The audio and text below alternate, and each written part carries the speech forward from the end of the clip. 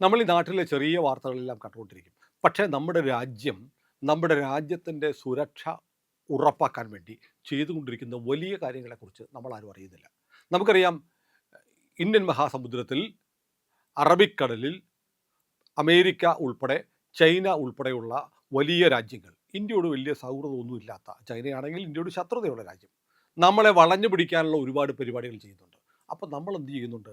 നമ്മളും അതിനെ മറികടക്കാനുള്ള ഒന്നാം തരം പരിപാടികൾ നടക്കുന്നുണ്ട്. നമ്മുടെ സമുദ്രത്തിൽ ചൈനയുടെ ആധിപത്യം ഉറപ്പിക്കുന്നു, ചൈനീസ് ചാരക്കപ്പലുകൾ വരുന്നു, ഇതൊക്കെ വാർത്തയാണ്. ഇന്ത്യ തിരിച്ച് എന്താണ് ചെയ്യുന്നത്? പ്രിയപ്പെട്ടവരെ, ഇന്ത്യ ചൈന ചെയ്യുന്നതിനേക്കാളും വലിയ കാര്യങ്ങൾ ചൈനയുടെ മൂക്കിന് താഴെ ചെയ്തുകൊണ്ടിരിക്കുകയാണ്. നമ്മുടെ മാധ്യമങ്ങളൊന്നും പറയുന്നില്ല. ഇന്ത്യ പുതുതായി 2 നാവിക താവളങ്ങൾ സ്വന്തമാക്കിയിരിക്കുന്നു. നമുക്കറിയാം, ഡീഗോ ഗാർഷ്യ എന്ന് പറയുന്ന ദ്വീപുണ്ട്. ബ്രിട്ടൻ്റെ അധീനതയിലുള്ള ദ്വീപാണ്. അമേരിക്കയ്ക്ക് അവിടെ നാവിക താവളമുണ്ട്. ഇന്ത്യയിൽ നിന്ന് അധികം ദൂരത്തല്ലാത്ത ഒരു സൈനിക താവളം. അതുപോലെ ഇന്ത്യ പലയിടത്തും ചെയ്യുന്നുണ്ട്. ഇന്ത്യയെ വളഞ്ഞു പിടിക്കാൻ ചൈന ഒരു പദ്ധതി ഉണ്ടാക്കിയിട്ടുണ്ട്. മുത്തുമാല പദ്ധതി, സ്ട്രിംഗ് ഓഫ് പേൾസ് എന്ന് പറയുന്ന ഒരു പദ്ധതി. ഈ സ്ട്രിംഗ് ഓഫ് പേൾസ് എന്ന് പറയുന്നത് ബൂസ് അലൻ ഹാമിൽട്ടൺ എന്ന് പറയുന്ന അമേരിക്കക്കാരനാണ് ഈ പദ്ധതിക്ക് പേരിട്ടത്. എന്ന് പറഞ്ഞാൽ ഇന്ത്യയെ വളഞ്ഞു പിടിക്കുക. പാകിസ്ഥാനിലെ ഗ്വാദർ തുറമുഖം, ശ്രീലങ്കയിലെ ഹമ്പൻ തോട്ട, ആഫ്രിക്കയിലെ ജിബൂട്ടി, മ്യാൻമറിലും മാലിദ്വീപിലുമുള്ള തുറമുഖങ്ങൾ, ഇതൊക്കെ ചൈനയുടെ യുദ്ധക്കപ്പലുകൾക്ക് അടുക്കാനും സ്വതന്ത്രമായി വിഹരിക്കാൻ പറ്റുന്ന തരത്തിൽ കരാറുണ്ടാക്കി ഇന്ത്യക്ക് ചുറ്റും ചൈനയുടെ ഒരു സ്വാധീനം ഉണ്ടാക്കുന്നു. ഇന്ത്യൻ സമുദ്ര ഏരിയ ചൈനയുടെ നോട്ടത്തിലായിരിക്കും. ഏത് നിമിഷവും ചൈനീസ് യുദ്ധക്കപ്പലുകൾക്ക് ഇന്ത്യക്ക് നേരെ പാഞ്ഞു വരാൻ കഴിയുന്ന തരത്തിൽ ഇന്ത്യയെ വളഞ്ഞു മുത്തുമാല പോലെ ഒരു പദ്ധതി ഉണ്ടാക്കിയിരിക്കുന്നു. പക്ഷേ നമ്മൾ എന്ത് ചെയ്യുന്നു എന്നതിനെക്കുറിച്ച് ആരും പറയുന്നില്ല. നമ്മൾ ഇതിനൊരു ബദൽ പദ്ധതി ഉണ്ടാക്കിയിട്ടുണ്ട്. നിങ്ങൾ എത്ര പേർ അതേക്കുറിച്ച് കേട്ടിട്ടുണ്ട്? ആ പദ്ധതിയുടെ പേരാണ് ഡയമണ്ട് നെക്ലേസ്. വിദേശകാര്യ സെക്രട്ടറി ആയിരുന്ന ലലിത് മാൻസിംഗ് ആണ് ഈ പേരിട്ടത്. നമ്മൾ ഇതിൻ്റെ ഭാഗമായി നമ്മളും ചില രാജ്യങ്ങളിൽ ചില പ്രൊജക്റ്റുകൾ നമ്മുടെ യുദ്ധക്കപ്പലുകൾ അടുപ്പിക്കാൻ വേണ്ടി വന്നാൽ തെക്ക് കിഴക്കൻ ഏഷ്യയിൽ ചൈന കടലിൻ്റെ തെക്കൻ ചൈന, സൗത്ത് ചൈന സീയിലേക്ക് വേണ്ടി വന്നാൽ നമുക്കും കയറി ചെല്ലാൻ പറ്റുന്ന തരത്തിലുള്ള ചില പദ്ധതികൾ നമ്മൾ ആവിഷ്കരിച്ചു. അതാണ് സ്ട്രിംഗ് ഓഫ് പേൾസിനും ബദലായിട്ടുള്ള ഡയമണ്ട് നെക്ലേസ്. ഡയമണ്ട് നെക്ലേസിൻ്റെ ഭാഗമായി നമുക്ക് ചില രാജ്യങ്ങളിൽ നമ്മുടെ യുദ്ധക്കപ്പലുകൾ അടുപ്പിക്കാൻ സൗകര്യം വേണം. അവിടെ നമുക്ക് ചെറിയ താവളങ്ങൾ വേണം. നമുക്ക് ചില റഡാർ സംവിധാനങ്ങൾ വേണം. ഇതൊക്കെ നമ്മൾ പദ്ധതി കിട്ടും. അതിൻ്റെ റിസൾട്ട് നിങ്ങൾക്കറിയാമോ? ആ റിസൾട്ടാണ്, പ്രിയപ്പെട്ടവരെ, ഞാൻ നിങ്ങളോട് പറയുന്നത്. കേരളത്തിലെ ഒരു മാധ്യമവും പറയില്ല. ഇത് പറയാൻ ഇന്ത്യ ലൈവ് മാത്രമേ ഉണ്ടാവൂ. ഞാൻ പറയുന്നു, നമ്മുടെ പദ്ധതി, നമുക്ക് ഒമാനിൽ ദുഃഖം എന്ന് പറയുന്ന ഒരു തുറമുഖം നമുക്ക് കിട്ടിയിട്ടുണ്ട്. നമ്മുടെ യുദ്ധക്കപ്പലുകളെ എപ്പോൾ വേണേലും ഒടിപ്പിക്കാം. നമ്മുടെ ഒരു ടീം അവിടെയുണ്ട്. അവിടെ ഒരു റഡാർ റേഡിയോ സ്റ്റേഷൻ നമുക്കുണ്ട്. ആ കടലിലൂടെ കടന്നു പോകുന്ന കപ്പലുകളെ ഇന്ത്യക്ക് നിരീക്ഷിക്കാൻ പറ്റുന്ന സ്റ്റേഷൻ നമ്മൾ ഡയമണ്ട് നെക്ലസിൻ്റെ ഭാഗമായിട്ടുണ്ടാക്കിയിരിക്കുന്നു. ഒമാൻ എന്ന് പറയുന്ന രാജ്യവും നമ്മളും തമ്മിൽ വളരെ സാംസ്കാരികമായ ബന്ധമുണ്ട്. അവിടുത്തെ സുൽത്താൻമാർ, ഷെയ്ഖുമാർ ഇന്ത്യയിൽ പഠിച്ചവരും, ഈ ശങ്കർ ദയാൽ ശർമ്മയൊക്കെയാണ് അവരെ പഠിപ്പിച്ചത്. ഇന്ത്യയിൽ വന്ന് പഠിച്ചവരും ഇന്ത്യയെ വലിയ സ്നേഹത്തോടെ കരുതുന്നവരുമാണ്. അവിടെ നമുക്ക് ഈ പറഞ്ഞതുപോലെ നമുക്കൊരു താവളമുണ്ട്. ഇനി ഇറാനിലെ ചാബഹാർ ഇതിൻ്റെ ഭാഗമായി നമ്മൾ ഉണ്ടാക്കിയതാണ്. ഇപ്പോൾ ഇറാനും അമേരിക്കയും തമ്മിലുള്ള യുദ്ധത്തിൻ്റെ ഭാഗമായി ചാബഹാർ ഒരു പ്രതിസന്ധിയിലൊക്കെയാണ്. എന്നാൽ പോലും അത് നമ്മുടെ പക്കൽ ഉണ്ടായിരുന്നു. ഡയമണ്ട് നെക്ലസിൻ്റെ ഭാഗമായി നമ്മൾ എടുത്തതാണ്. പിന്നെ മൗറീഷ്യസിലെ പ്രധാനമന്ത്രി ഉൾപ്പെടെയുള്ളവർ ഇവിടെ വന്നു.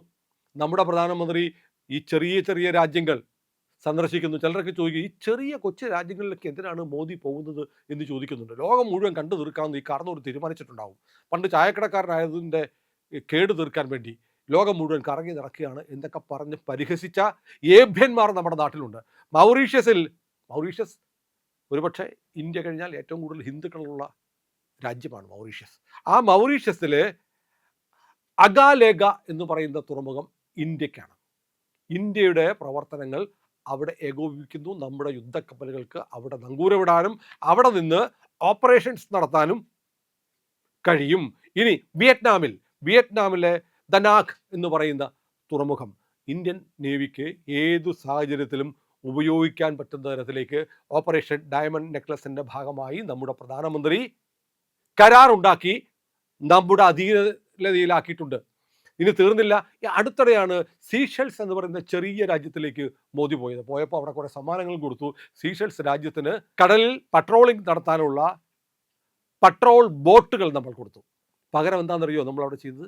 നമ്മളവിടെ ഒരു വലിയ ആധുനിക കോസ്റ്റൽ റഡാർ നമ്മൾ സ്ഥാപിച്ചു.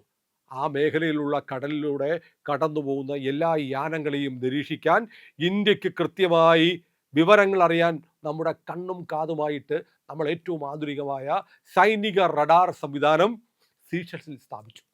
ഇനിയുള്ള രണ്ട് പ്രധാനപ്പെട്ട കാര്യമാണ് ഏറ്റവും പുതിയ വിവരം എന്ന് പറയുന്നത്. രണ്ട് പ്രധാനപ്പെട്ട രാജ്യങ്ങൾ നമ്മുടെ നേവിക്ക് എപ്പോൾ വേണേലും കപ്പലിറക്കാനും ലോജിസ്റ്റിക് സപ്പോർട്ട്, ഷിപ്പ് ബർത്തിങ്, കപ്പലടുപ്പിക്കൽ, കപ്പൽ ബർത്ത് ചെയ്യൽ, ഓപ്പറേഷണൽ ആക്സസ്, അതായത് ഓപ്പറേഷണൽ ആക്സസ് എന്ന് പറഞ്ഞാൽ ഒരു സൈനിക നീക്കം ഉണ്ടായാൽ അതിനുള്ള അവസരമായി ഉപയോഗിക്കാൻ കഴിയുന്ന തരത്തിലേക്ക് ഉൾപ്പെടെയുള്ള കരാർ ഇന്ത്യയുമായി ഒപ്പിട്ടു. ഇപ്പോൾ നമ്മുടെ നാട്ടിലെ ഏതെങ്കിലും മാധ്യമം പറഞ്ഞോ? ഇപ്പോൾ അത് സംഭവിച്ചിരിക്കുന്നത് നമ്മുടെ പ്രധാനമന്ത്രി ഇന്തോനേഷ്യ കഴിഞ്ഞ ആഴ്ചയെ സന്ദർശിച്ചത്. ഇന്തോനേഷ്യയിൽ ചെന്നപ്പോൾ ഇന്തോനേഷ്യൻ പ്രസിഡന്റ് അവിടെ വിമാനത്താവളത്തിൽ വന്നു പ്രോട്ടോകോൾ മാറ്റിവെച്ച് മോദിയെ സ്വീകരിച്ചു കൊണ്ടുപോയി. എന്നിട്ട് അവിടെ നിന്ന് പറഞ്ഞു, ഞാൻ എൻ്റെ DNA പരിശോധിച്ചു. DNA പരിശോധിച്ചപ്പോൾ എൻ്റെ DNA ഇന്ത്യക്കാരൻ്റെ DNA ആണ്. മുസ്ലിം രാജ്യമാണ്. ലോകത്ത് ഏറ്റവും കൂടുതൽ മുസ്ലിമുകളുള്ള 85% മുസ്ലിമുകളുള്ള രാജ്യമാണ് ഇന്തോനേഷ്യ. അവർ രാമായണവും മഹാഭാരതവും ഒക്കെ അവരുടെ ജീവിതത്തിൻ്റെ ഭാഗമാണ്. അവിടുത്തെ നോട്ടിൽ ഗണപതിയുടെ ചിത്രമുണ്ടായിരുന്നു. അവരുടെ വിമാന കമ്പനിയുടെ പേര് ഗരുഡ എയർലൈൻസ് എന്നാണ്. അങ്ങനെ ഇന്ത്യയുമായി പൊക്കിൾക്കൊടി ബന്ധമുള്ള ഇന്തോനേഷ്യയിൽ നരേന്ദ്രമോദി ചെന്നതിന് ശേഷം നിങ്ങൾ അറിയണം, അവിടുത്തെ സുരബായ എന്ന് പറയുന്ന തുറമുഖത്ത് ഇന്ത്യയുടെ നേവൽ ബേസ് ആരംഭിക്കുകയാണ്. നമ്മൾ കരാർ ഒപ്പിട്ടു. ഇന്ത്യൻ യുദ്ധക്കപ്പലുകൾ അവിടെ കിടക്കും, ചൈനയുടെ മൂക്കിന് താഴെ. ഇനി തീർന്നില്ല, അടുത്ത വാർത്ത നിങ്ങൾ പ്രതീക്ഷിക്കാത്തൊരു രാജ്യം, Singapore. സിംഗപ്പൂരിലെ Changi naval base Indian കപ്പലുകൾ, യുദ്ധക്കപ്പലുകൾ അടുക്കും. അവിടെ RSS സിംഗ്പുര എന്ന് പറയുന്ന പ്രദേശവും ഇന്ത്യൻ നേവിക്ക് ഉപയോഗിക്കാവുന്ന തരത്തിലുള്ള കരാറുകൾ വെച്ച് കഴിഞ്ഞു. ഇതുകൊണ്ട് സംഭവിക്കുന്നതെന്ന് ഇതുകൊണ്ടുള്ള ഗുണം എന്ന് പറയുന്നത്, ഇപ്പം നമ്മൾ ഹോർമുസ് എന്ന് കേൾക്കുന്നുണ്ടല്ലോ. ഹോർമുസ് വഴി, ഹോർമുസ് എല്ലാവർക്കും അവകാശപ്പെട്ടായിരുന്നു. യുദ്ധം തുടങ്ങിയപ്പോൾ ഇറാൻ കയറി അവിടെ ബ്ലോക്ക് ചെയ്തു. ഞങ്ങളോട് ചോദിക്കാതെ പോകരുത്, ഞങ്ങൾക്ക് കാശ് തരണം എന്നൊക്കെ പറഞ്ഞു. ഇപ്പോൾ ആരാ പറയുന്നത്? ഇപ്പോൾ അമേരിക്ക പറയുന്നു ഹോർമുസ് ഞങ്ങൾ ഏറ്റെടുത്തു, അതിലെ പോകുന്ന എല്ലാ കപ്പലും ഞങ്ങൾക്ക് ചുങ്കം തരണം, 20% ചുങ്കം തരണം. അതായത് അന്താരാഷ്ട്ര സമുദ്രപാതയുടെ ഭാഗമായിരുന്ന ഹോർമുസിന് പിടിമുറുക്കുകയാണ്. ഇറാൻ്റെ ആണെന്ന് പറയുന്നു, ആരുടെയുമല്ല. ഇപ്പോൾ അമേരിക്ക പിടിമുറുക്കുന്നു. അതുപോലെ വളരെ പ്രധാനപ്പെട്ട ഒരു കടലിടുക്കുണ്ട്. ലോകത്തിലെ ഏറ്റവും തിരക്കേറിയ ഒരു കടലിടുക്കാണ് മലാക്ക കടലിടുക്ക്, മലാക്ക കപ്പൽപാത. ഹോർമുസ് പോലെ തന്നെ പ്രധാനമാണ്. ഊർജ വ്യാപാരത്തിൻ്റെ വലിയ പങ്കും ഈ മലാക്ക കടലിടുക്ക് വഴിയാണ് വരുന്നത്. മനസ്സിലായോ? മാത്രമല്ല, ചൈനയ്ക്ക് അതിലേക്ക് ഇറങ്ങി പുറത്തേക്ക് പോകണമെങ്കിൽ ചൈനയുടെ വ്യാപാരം ഏറ്റവും കൂടുതൽ നടക്കുന്നത് ഈ കടലിടുക്ക് വഴിയാണ്. ഒരുപാട് കളി കളിച്ചാൽ ചൈന ഇപ്പോൾ നമ്മളെ വരട്ടാൻ വേണ്ടിയിട്ട് പല പദ്ധതി ബംഗ്ലാദേശിനോട് ചേരുന്നു, പാകിസ്ഥാനെ സഹായിക്കുന്നു, അവിടെ മലയുടെ മുകളിൽ ഒരു ഡാം ഉണ്ടാക്കുന്നു. അതേക്കുറിച്ച് വിശദമായി ചില പ്രേക്ഷകരോട് പറഞ്ഞിട്ടുണ്ട്. ചൈന നമ്മുടെ തലയ്ക്ക് മുകളിലൊരു ബോംബ് പോലത്തെ ഒരു ഡാം ഉണ്ടാക്കുന്നുണ്ടല്ലോ, അതിനെക്കുറിച്ചൊന്ന് പറയണമെന്ന് പറഞ്ഞു. നാളെ അതിൻ്റെ വീഡിയോ നമ്മൾ ചെയ്യുന്നുണ്ട്. ഇങ്ങനെയൊക്കെ നമ്മളെ ഭീഷണിപ്പെടുത്തിക്കൊണ്ടിരിക്കുന്നു. അങ്ങനെ നീ അവിടെ നിന്ന് ഭീഷണിപ്പെടുത്തും, നിൻ്റെ ഒരൊറ്റ കപ്പൽ പുറത്തേക്ക് ഇറങ്ങണമെങ്കിൽ മലാക്ക കടലിടുക്ക് കടന്നു പോകണം. മലാക്ക കടലിടുക്ക് നമ്മളങ്ങ് ബ്ലോക്ക് ചെയ്താൽ ചൈന തെണ്ടി കുത്തുവാളെടുക്കും. ആ മലാക്ക കടലിടുക്കിൻ്റെ നേതൃത്വം, നിയന്ത്രണം നമുക്ക് കിട്ടുമാറ് സുണ്ടേ കടലിടുക്ക്, അവിടെയും നമുക്കൊരു താവളം കിട്ടിയിരിക്കുന്നു. അങ്ങനെ ചങ്കി നേവൽ ബേസ്, RSS സിംഗ്പുര സിംഗപ്പൂരിൽ, സുരബായ നേവൽ ബേസ് ഇന്തോനേഷ്യയിൽ, സുണ്ടേ കടലിടുക്ക്, ഇതും മൂന്നും ഇന്ത്യക്ക് കിട്ടിയിരിക്കുന്നു. നമ്മുടെ പ്രധാനമന്ത്രി ചൈനയുടെ മുത്തുമാല പദ്ധതി നടപ്പാക്കി നമ്മളെ വിരട്ടാൻ, നമ്മളെ തളർത്താൻ, നമ്മളെ ഒതുക്കാൻ ചൈന ശ്രമിച്ചുകൊണ്ടിരിക്കുമ്പോൾ ഡയമണ്ട് നെക്ലസ് എന്നുള്ള പദ്ധതി ഇപ്പോൾ ഇത്രയും രാജ്യങ്ങൾ, ഒരിക്കൽ കൂടി പറയാം, ഒമാനിലെ ദുഃഖും, ഇറാനിലെ ചാബഹാർ, മൗറീഷ്യസിലെ അഗാലേഗ, സിംഗപ്പൂരിലെ Changi naval base, RSS Singapura, Sunda കടലിടുക്ക്, വിയറ്റ്നാമിലെ ദനാങ്, സീഷെൽസിലെ റഡാർ സെന്റർ, ഇതെല്ലാം വഴി ഇന്തോനേഷ്യയിലെ സുരബായ നേവൽ ബേസ്, ഇത്രയും നമ്മൾ നമ്മുടേതാക്കി മാറ്റി. നമ്മുടെ സൈന്യത്തിന്, നമ്മുടെ നേവിക്ക്, നമ്മുടെ യുദ്ധക്കപ്പലുകൾ, നമ്മുടെ അന്തർവാഹിനികൾ, വേണ്ടി വന്നാൽ നമ്മുടെ 2 വിമാനവാഹിനി കപ്പലുകൾ പോലും കൊണ്ടിട്ട് ചൈന ഒരുപാട് തള്ളിയാൽ തടയാൻ പറ്റുന്ന തരത്തിലേക്ക് വലിയൊരു പ്രതിരോധ കവചമുണ്ടാക്കി ലോകത്തെ വമ്പൻ ശക്തികൾ ചൈനയും റഷ്യയും അമേരിക്കയും ഒക്കെ മാത്രം ചെയ്യുന്നത് പോലെ വിദേശ രാജ്യങ്ങളിൽ നമ്മൾ നാവികത്താവളങ്ങൾ ഉണ്ടാക്കുന്നു. ഇതിൻ്റെ വാർത്ത നിങ്ങളോട് ആരെങ്കിലും പറഞ്ഞോ? ആരും പറയില്ല. ഇതൊരു വലിയ വാർത്തയല്ലേ? നമ്മുടെ രാജ്യത്തിൻ്റെ സുരക്ഷയ്ക്ക് വേണ്ടി നമ്മുടെ സർക്കാർ, നമ്മുടെ പ്രധാനമന്ത്രി എന്ത് ചെയ്യുന്നു എന്ന് ആരെങ്കിലും പറയുന്നുണ്ടോ? നിങ്ങൾ അവിടെ കളിയാക്കും.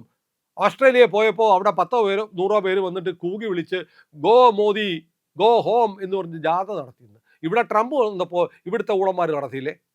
പക്ഷേ അവിടെ 10,000 ജനങ്ങൾ മോദിയെ സ്വീകരിക്കാൻ കൂടി. അതേക്കുറിച്ച് പറയില്ല. പക്ഷേ നമ്മുടെ പ്രധാനമന്ത്രി ലോകം മുഴുവൻ സഞ്ചരിച്ച് ഈ രാജ്യങ്ങളെയൊക്കെ നമ്മുടെ കൂടെ കൊണ്ടുവന്ന് നമ്മൾ അവരുമായിട്ട് നല്ല ബന്ധമുണ്ടാക്കി ഇന്ത്യയിലെ ഒരു പ്രധാനമന്ത്രിക്കും കഴിയാത്ത തരത്തിലുള്ള അന്താരാഷ്ട്ര ബന്ധങ്ങൾ ഉണ്ടാക്കി നമ്മൾ മുന്നേറുകയാണ്. നമ്മൾ അങ്ങനെ 2 രാജ്യങ്ങളിൽ 2 അല്ല 3 സൈനിക താവളങ്ങൾ, 3 നേവൽ ബേസുകൾ നമ്മൾ സ്വന്തമാക്കിയിരിക്കുന്നു. ഇന്നിപ്പോൾ ലോകത്തിലെ ഏറ്റവും ശക്തമായ സൈന്യം, സേന എന്ന് പറയുന്നത് വ്യോമസേന എന്ന് പറയും ചിലർ, കരസേന എന്ന് പറയും. പക്ഷേ കടൽ ഭരിക്കുന്നവനാണ് ലോകം ഭരിക്കുക എന്ന് പറയുന്നുണ്ട്. അപ്പോൾ അമേരിക്ക കടൽ ഭരിക്കുന്നുണ്ട്. അമേരിക്കയുടെ 8ഓളം വിമാനവാഹിനി കപ്പലുകൾ അമേരിക്കയ്ക്കുണ്ട്. പക്ഷേ റഷ്യക്ക് ഒരെണ്ണം പോലും ഇല്ല കേട്ടോ. റഷ്യ പറയുന്നത് ഞങ്ങൾക്കൊന്നും വേണ്ട, ഞങ്ങൾ കടലിനടിയിൽ കൂടെ പോകുന്ന പരിപാടിയാണ് ഞങ്ങൾ ഉണ്ടാക്കുന്നത് എന്ന് പറയുന്നത് പോലെയാണ്. ഏതായാലും കടൽ ഭരിക്കാൻ ഇന്ത്യയും മുന്നോട്ട് വരികയാണ്. അതിൻ്റെ ഭാഗമായി വിദേശ രാജ്യങ്ങളിൽ പോലും നമ്മുടെ സാന്നിധ്യം ഉറപ്പിച്ച്, സൈനിക സാന്നിധ്യം ഉറപ്പിച്ച് ഒരാഗോള ശക്തിയായി ഇന്ത്യ വളരുകയാണ് പ്രിയപ്പെട്ടവരെ. കഴിഞ്ഞ 12 വർഷം കൊണ്ട് നമ്മുടെ രാജ്യം നേടിയെടുത്ത അഭൂതപൂർവമായ ഈ വളർച്ചയെക്കുറിച്ച് ആരും മിണ്ടുന്നില്ല. പക്ഷെ ഞങ്ങൾ പറഞ്ഞുകൊണ്ടിരിക്കും, ഞങ്ങൾ നിങ്ങളെ ഇതൊക്കെ അറിയിക്കും. അതുകൊണ്ട് ഞങ്ങളുടെ കൂടെ സഞ്ചരിക്കുക. ഇന്ത്യ ലൈവ് ഇനിയും സബ്സ്ക്രൈബ് ചെയ്യാത്ത പ്രിയപ്പെട്ട പ്രേക്ഷകർ ഉറപ്പായിട്ടും ചെയ്യണേ.